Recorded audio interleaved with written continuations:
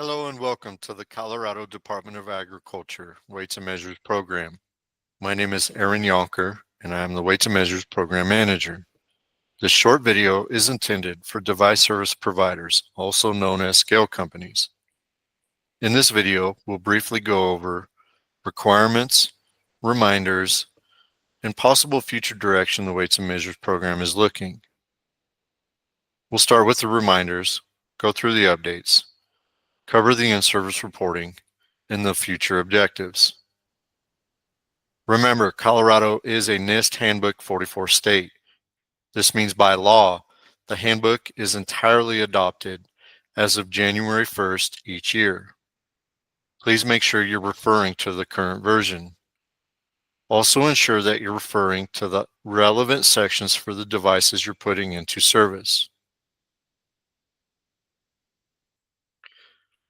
Handbook 44 requirements. Everything you do must follow Handbook 44. This includes the installation, calibration, repair, or changing out of any component. You must follow all test procedures for the devices you're putting into service and applying the correct tolerances. Also, don't forget about the device's INTEP certificate for the requirements and possible limitations. Significant modifications to a device requires the state's approval. Always follow the manufacturer's specifications for that device. Remember, the device must be correct and accurate.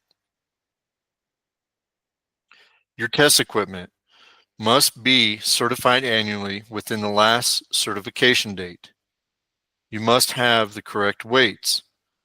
For example, Class 2 weights for Class 2 scales, Class F weights for other scales. And you must have sufficient weight or correct weight for that device. Please refer to Table 4. Your weights or equipment must be certified by a recognized lab. You must meet the minimum tolerances for that weight or equipment per Handbook 105. If you need consideration for any special tests or equipment, please let me know. For your in-service reports, please make sure you're using the current version. If you need a copy, reach out to me and I'll email you one. Remember, there is a 10-day deadline to send that report back to me once all of your work is completed.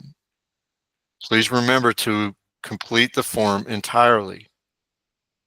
When putting into service devices of a 2,000-pound capacity or more, you must include that scale report.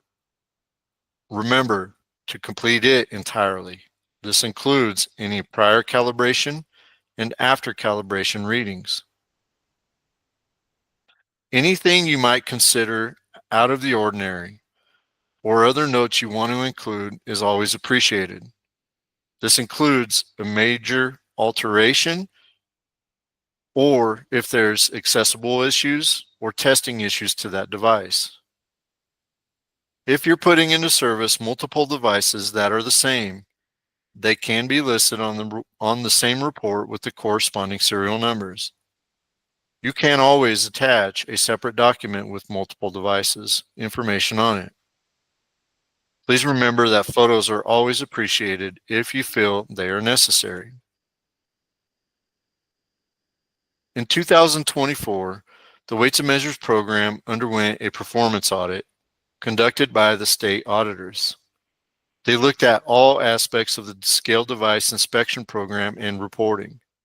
This included you guys in how we are tracking, receiving, and reviewing your reports and other actions by the program. Many of the changes you have seen or that I've communicated or worked with you on is a result of this audit. Future changes the program is looking are how the in-service reports are completed and returned to the program. What does the program do with your reports? How the program verifies the scale's compliance or device's compliance that you're putting into service. Any regulatory action for the device, how that interacts with you guys and how we're tracking that. And the continuously bad devices or ones that are not correct and how the program's going to track those. Future changes that the program is looking at is a technician certification and company licensing.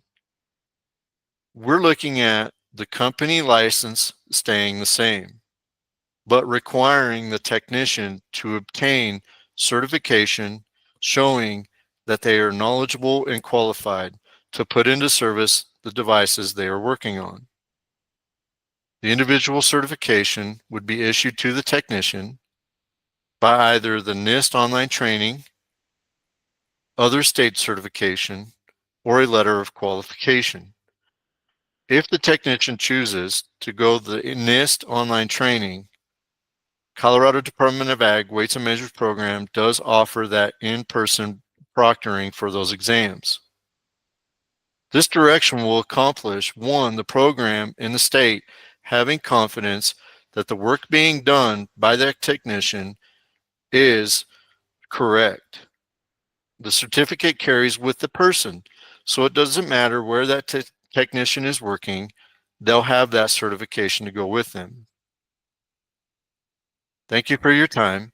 If you have any other questions or concerns, I can be reached directly at my office at 303-869-9098, my cell phone at 719-250-1851, and as always, you can email me. Thank you for your time and have a great day.